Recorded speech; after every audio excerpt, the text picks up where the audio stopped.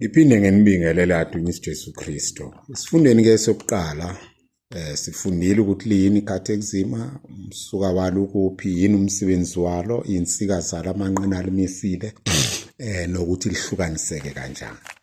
Sisazoya ke lapho ezifundweni ezimbalwa ezizayo khona nje imigonyana principles ekumele siyibeke ukuze sikwazi ukudlula kuyona sihambisane ngendlela eyodwa nefanayo. Okokuqala ke ngemvelo umuntu unokumlangazelela uNkulunkulu noma unakho ukuthi kunengale. So ngokuba uKristu ke siye sithi uNkulunkulu noma ngokwezinkolo, ikakhulu lezi ezizalwa uAbraham, ubuSulumane, ubuJuda nobuKristu. Sithi ke simlangazela uNkulunkulu ngoba sidalwe ngomfanekiso nensibi yakhe, Genesis 1:27. Sadalwa futhi Genesis 2, wasibumba wasiphefumulela umoya wakhe sinomoya wakhe. Okwesithathu uNkulunkulu usidale ngenjongo, Jeremiah 1:5, ingakakubumbe esiswini sikanyoko ngakwazi ngakukhetha ukube ube ukuthi. So sinokulangazelela uNkulunkulu, kodwa lokhu ke kubuye kuhliphizeke endlela thize ngoba okokuqala phela uNkulunkulu kabonakala. Asikwazi ukuxoxa naye sibuze naye direct asiphendule ngendlela ecace bha.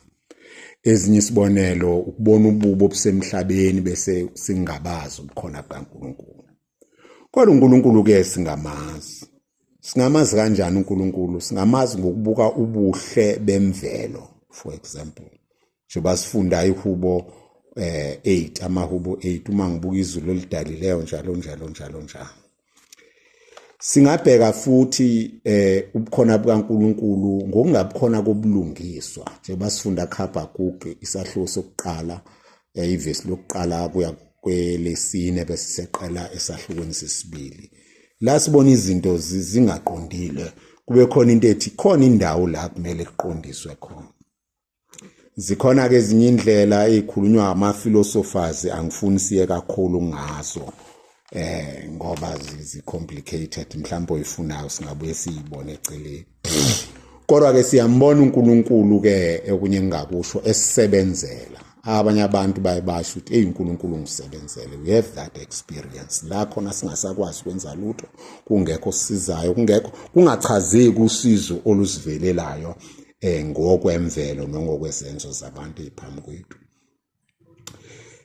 Futhi nobuhlobo nemfudumalo, intimacy with God, into esiye siyifile leyo at least abanye bethu. So uNkulunkulu ke ngamafuphi waziwa ngokwemvelo, natural reason. uNkulunkulu futhi akwaziwe kodwa ngokuzambula. Izambula ke yebo ngezinye izinto ezikhona esengizishilo, kodwa ezambula kakhulu ngezwi lakhe. uNkulunkulu ke lo esikhuluma ngaye, sikhuluma ke ngaye ngolimi oluthanda ukukinyeka ngoba ungaphezulu kolimi. Yikho ke kumele uqaphele, ngiyabona abantu bebanga ukuthi uhi noma ushi, bebanga ukuthi ubaba noma umama, imbango engenasidingo leyo ngoba uJesu sicazelile ekhuluma nowesifazane waseSamaria ngokaJohane 4 ukuthi uNkulunkulu ngumoya, so akanabulili. Uyaziveza ngama-gender roles. Anti siyakwazi ukuhlukanisa phakathi kwe-sex ne-gender. I-sex ilokho ikona biological, i-gender ilokho okuhambisana nobulili obuthile, ama-roles. So uyaziveza ngama-roles, ilokho esithi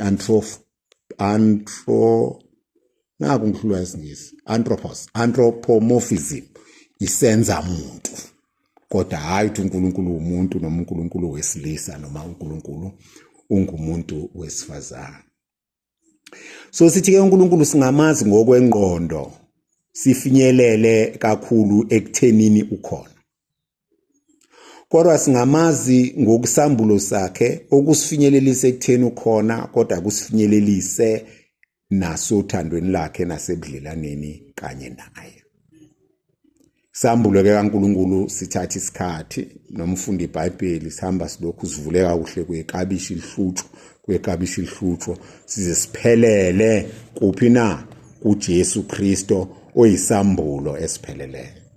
Siyakubona lokhu ukuthi ekudalweni bomhlaba crude naturalism yadalwa, is just that. Kuqhubeke kusuka kono walaphaya khona ukholo kodwa lunobuqatshana nje obuningi. Uqale kube nesivumelwano engathi bangconywana noAbrahama noIsrael kodwa nabo ubuqabana sebukhona.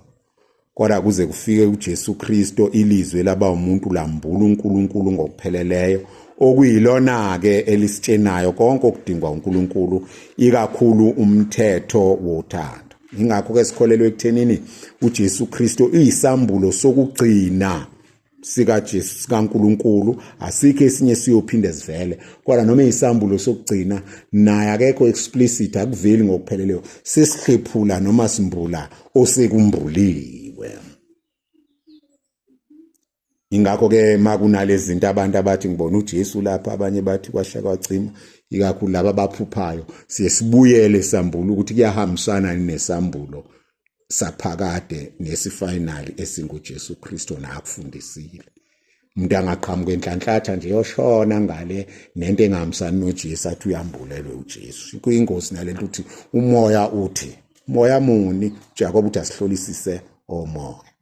Kodwa abanye abakwenzi lokho ngomoya, bakwenza ngengqondo yokufunda. Bafunde nabo baze banhlanhlathe bayoshona ngale. Nokufundiyo okumayelana noNkulunkulu sikubuyisela kuJesu Kristo oyisambulo esipheleleyo. Kusho ukuthi ngamanye amazwi uma sifunda noma umoya usikhombisa, usuke unganezeleli lutho kulokho okufundiswe uJesu Kristo nokupheleleyo, kodwa usuke ukwambula ngendlela engcono. Nekhathi ekuzima ngokunjalo alivezi okusha, kodwa lambula lokho sekwambuliwe kodwa likuveza ngendlela engcono ne-apply kulezo zimo esisuke sibhekene nazo. Yilokhu ngamanye amazwi sifunde encwadi ngabaseKolose isahluko sokuqala verse 24 sithi lokho okushodayo emzimbeni wakwaKristo. Ziningi izinto uJesu ashiya engazenzanga ngokuthe bha, kodwa azenza ngokusebha ngathi, ikakhulu masemkhulekweni ngomoya oyiwo, sifunda futhi ngomqondo noma ngesimo mqondo esiyiso. Yikho ngokukaJohane 14 verse 12 ethi niyokwenza izinto ezinkulu kunalezi engizenzileyo mina. Na uzambula ke kukaJesu Kristo uzambula kanjani? Okay, abaningi bathi iBhayibheli. Ake sivale kancane nakhe ngathi sekuyaphela indawo yami la ke ngiclearishe ifoni ukuze ngibe nesikhathi esanele. Siyathokoza.